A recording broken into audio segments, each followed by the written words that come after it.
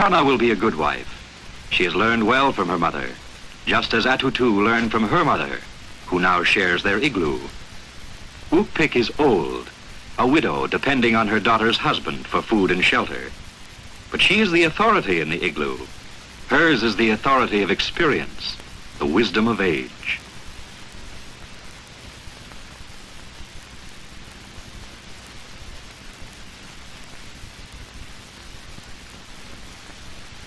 Atutu's husband Kunak has been out hunting for caribou. Kunak is a good man, a fine hunter and trapper. But sometimes he is sad. He has no son. He awaits the coming of sons is dear to the heart of every Eskimo. A son will be the most important member of the family when he grows up, the hunter and provider.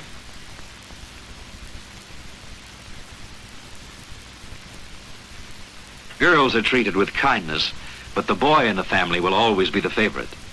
Sisters are rarely jealous of this. Kauna and Amuk look forward to having a new face in the igloo, someone to play with and help look after, and if a brother, to boast about.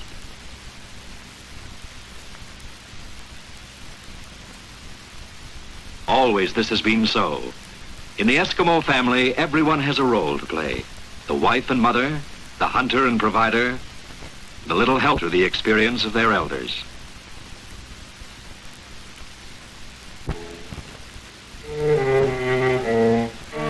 At work the next day, the first sharp warning. The time has come.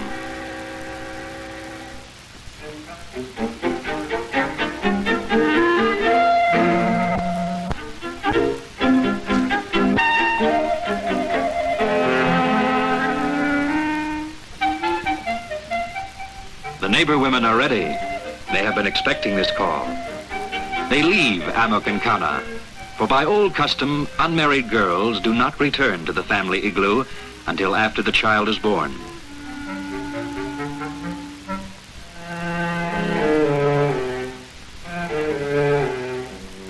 When both Amuk and Kauna were born, Atutu was all alone and she knew fear.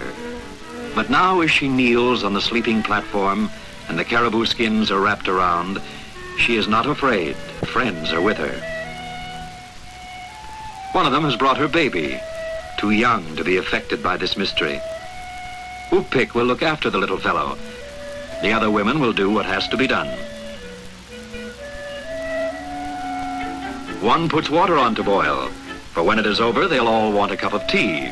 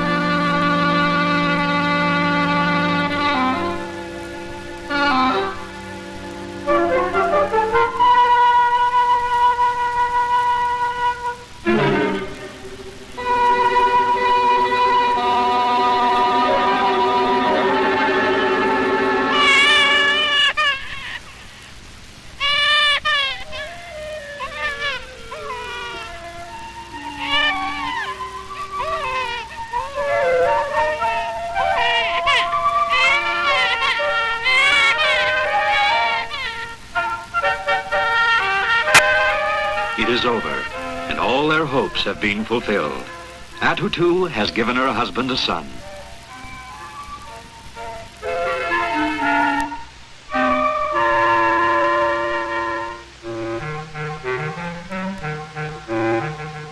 That night, everyone in the camp gathers in the igloo. Everyone, that is, but Kunak himself. He has been conveniently absent on a seal hunt. All the women share the happiness of Atutu, her pride in her little son.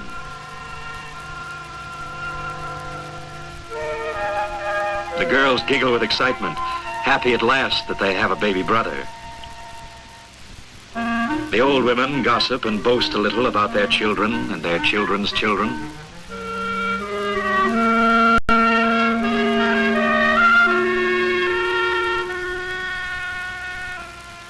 Someone is coming. It must be Kunak back from his hunt. He's a sly one. Stays away until he's sure everything is over. Then he's so surprised that anything has happened while he's been away.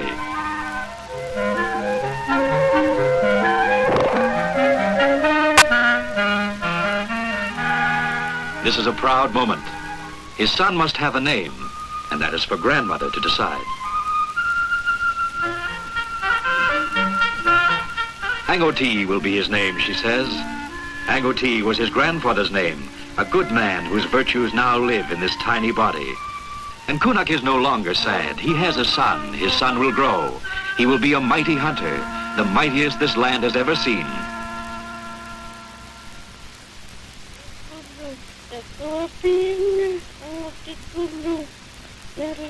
Eight months have passed. Little Angotee has grown fat and chubby as a baby seal. He has no need of clothes, for only rarely is he away from his mother. The cold in the igloo does not bother him.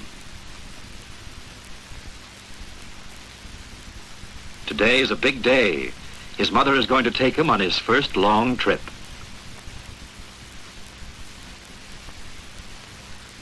He is carried inside a caribou skin soaker is put in the pouch just in case. But usually Angotee will let his mother know his intentions by squirming. Then she can get him out in time. A cord hooked in front and passed beneath the pouch keeps him in place. He likes it there. It's warm and dark. Grandmother will not go on this trip. 3 sleeps to the place where the white man has built his houses.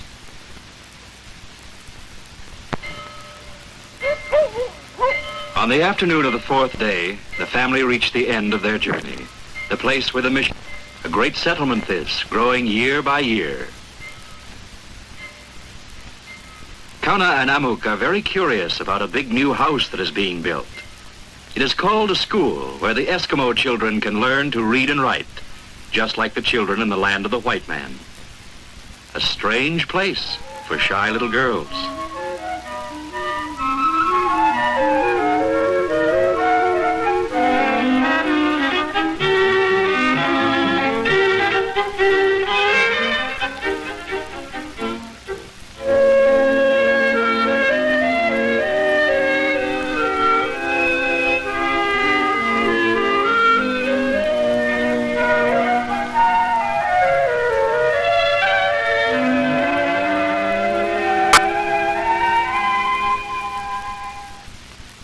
At the store, fox skins can be sold and white man's goods bought. And in exchange for a piece of paper, Kunak and Atutu get the free food for their children. The trader helps them choose what they need. The special food for little Angotee. He says this food will help the little one grow up big and strong. Kunak thinks this is good.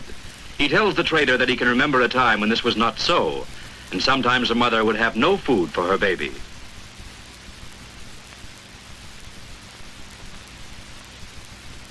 Atutu says Kunak is such a rascal, always wanting a share, saying he didn't get it when he was a baby. She has a time keeping it for Angotee, but she will do her best.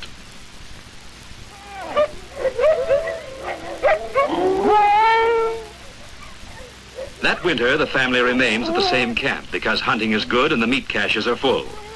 Atutu is glad they do not have to move, but their igloo is getting dirty. The igloo gets cold and damp when the ice forms, and Kunak must chop it away. He will soon have to build a new igloo next door. But he is never so busy that he can't find time to play with his little son.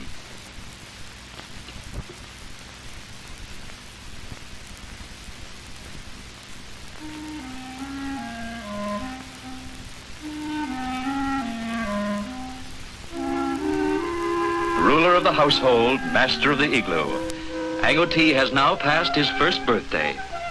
Everyone agrees that grandmother named him well, for Angotee means little man.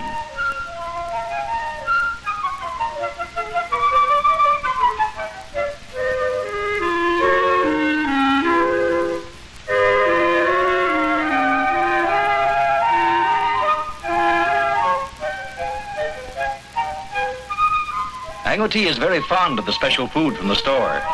There is usually none left for his father.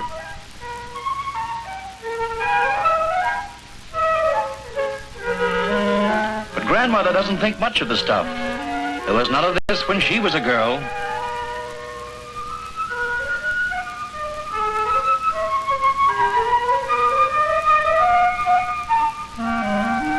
Grandmother thinks this is much better. For was she not raised this way? But for a long time, most of his food comes from his mother, until he is 4 or 5 years old, or until another baby comes along.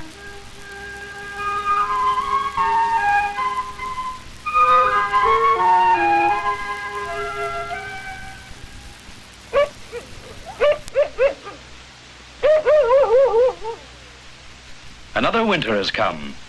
Angotee is 2 years old. He is able to walk now, and his mother has made his first clothes of soft, warm caribou skins, which have been scraped clean and smooth.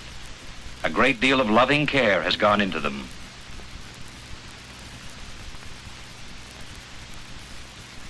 The tiny boots of caribou skin, worn over socks of caribou skin, keep his feet warm and dry. He has 2 suits. The first is worn with fur on the inside. He likes to feel the smoothness of the fur on his skin. Angotee is dressed as warmly as his father, but as he is still a little boy, there is a difference in design. Closed when he stands, open when he stoops. Now Angotee is ready for anything.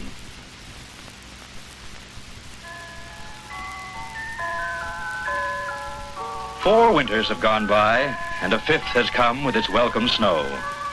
At 7, the pattern of Angotee's life is forming. Even his play has a purpose. He builds a little igloo now so that he will know how to build a big one when he is a man. His father has taught him how to cut the blocks of hard snow with a big knife, how to put them together to make a home.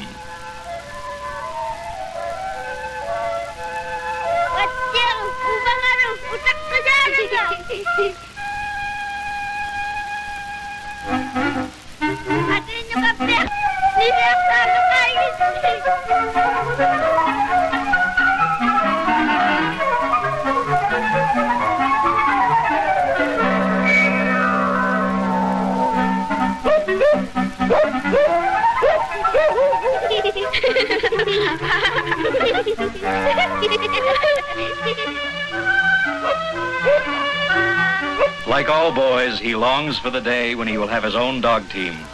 One like that of his father, with big, strong team of Angotee, the great hunter.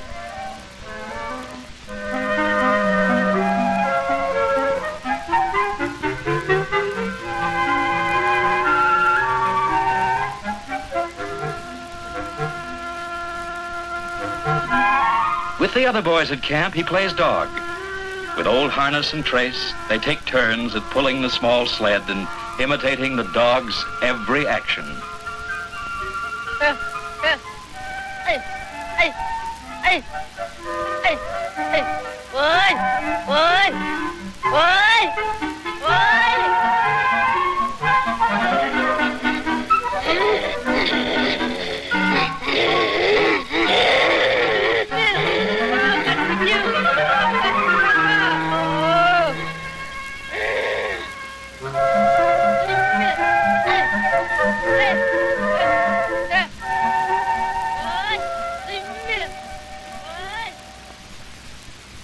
It is always good to get back home after a hard day outside.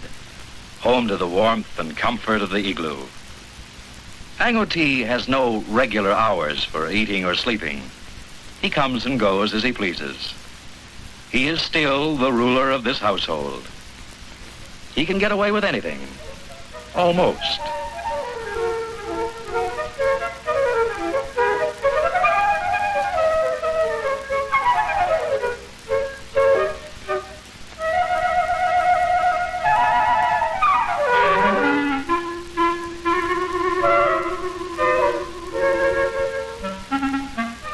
says no. An Eskimo mother striking her own son? A white man's idea which Atutu must have picked up at the settlement. In the old days, Atutu would not have dreamed of disobeying her mother's wishes.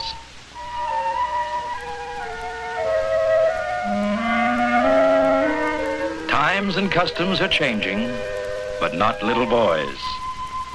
Angotee likes the sympathy of his grandmother. His mother knows that he will soon forget.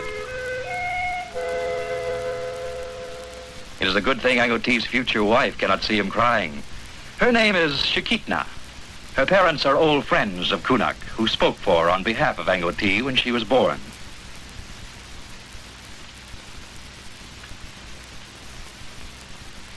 In the igloo of her people, she must learn the tasks of women and be able to do them well if she is to be a good wife and mother. She will learn how to scrape the caribou skins for clothing to make them soft and smooth.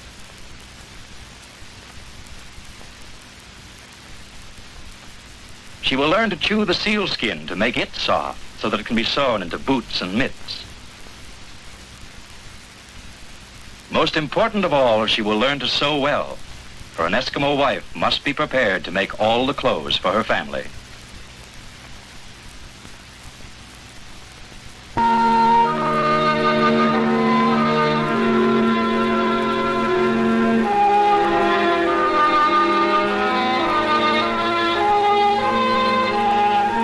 In the 10th winter since the year of his birth, Angotee's first great sorrow, the death of his gentle mother, gone from him on the long journey in the long night.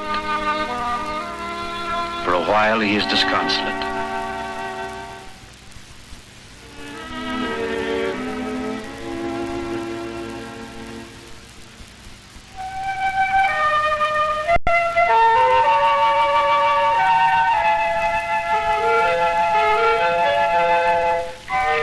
But grief does not last long in this land. The earth is reborn with the winds of spring. The shackles of ice turn to water, and the streams go dancing down to the sea. Winter dies, and out of its death, a new season emerges to replace it in unchanging pattern. The land is reborn only to die. Although death is mysterious, no Eskimo fears death. It is but the gateway to a new and better life, far removed from his life on Earth.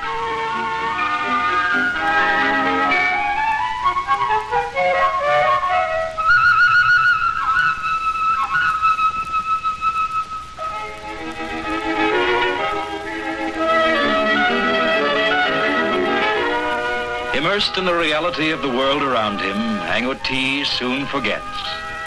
What is done is done. It had to be.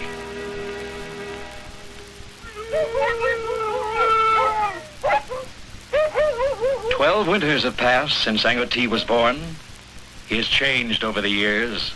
No longer a boy, not quite a man. From the older men he hears tales of the hunt, for the Eskimo loves to tell tales, stories that grow with each telling. Sometimes they are made into songs. Great is the art of the man who tells the tale, and the events of long ago live again here in the igloo of Kunak. Kunak has changed with the years, and he has a new wife. In this land, a man must have someone to cook the food and make the clothes. The storyteller speaks of a great walrus hunt, and Angotee is enthralled by the impassively told tale. His arm grips the harpoon, raises it high, then plunges it down into the arching back of the huge walrus. His arm is strong. His aim is true.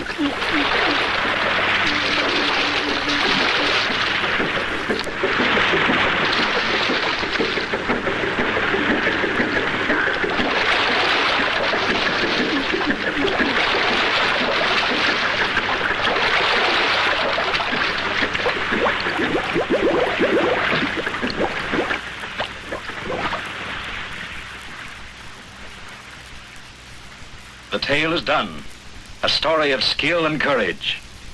Angotee boasts that he too will be a great hunter. But first he must be taught his trade.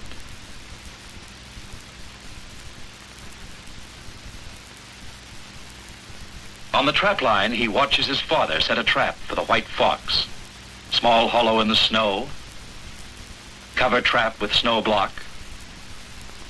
Trim the block so that only a thin covering hides it from view. His father shows him how it is done. Now he can try his hand. More yet. Careful. Too bad. But Kunak is patient. They will try again. The skin of the white fox is the only staple article of trade in this land. Learn his lesson well.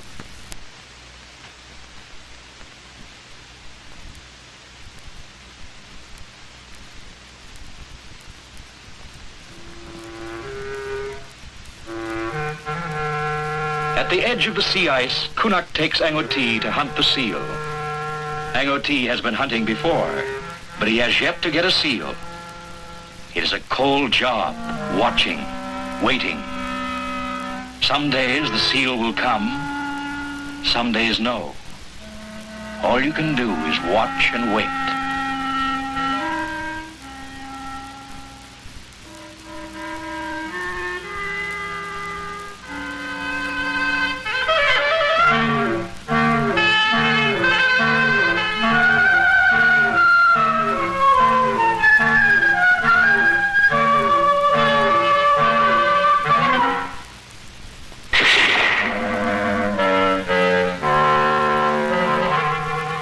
Angotee's first seal.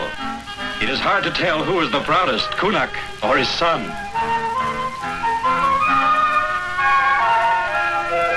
Brought in to the edge of the ice by the wind, the kill is dragged to safety.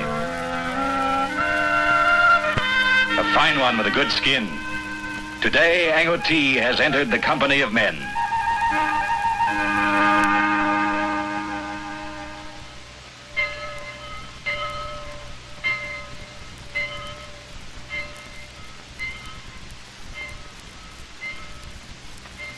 In the dawn of the 18th year since the day of his birth, Angotee the man takes Shikitna as his wife. In this land, a man must marry. In this land, no man can live alone.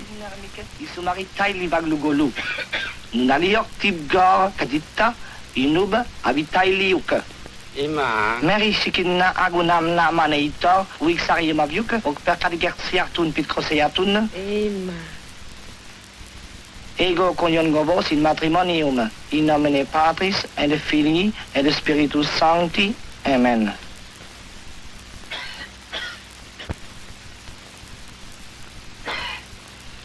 Benedicat Domine annulum onc, quam nos tuo in nomine benedicimus, ut queum gestaverit, fidelitam integram, suo sponsor tenant, in nomine Patris, et Filii, et Spiritus Sancti. Amen.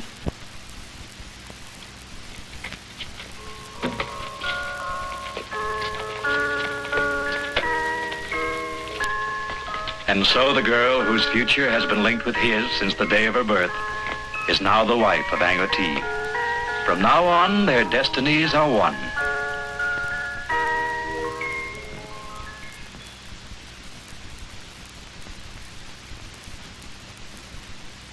But 2 years pass before Angotee leaves the igloo of his father. Now he wants to become his own master, to go away and establish his igloo in another place.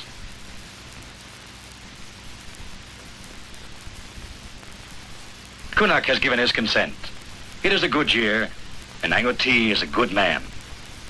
His life will depend on his ability as a hunter and trapper. Not only his life, but that of his wife, and another.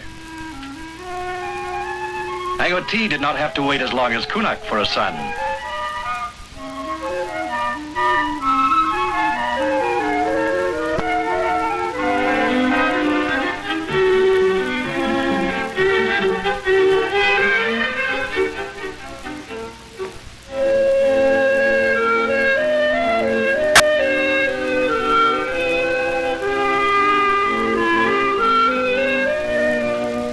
Little by little, Angotee has learned his trade.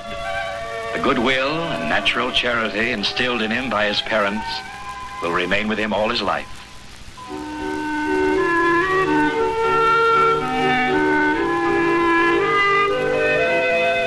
Together, this family will live and multiply, sharing their meager possessions in time of plenty and of want, facing their hard life together with energy and good humor, and a boundless confidence in themselves and their land.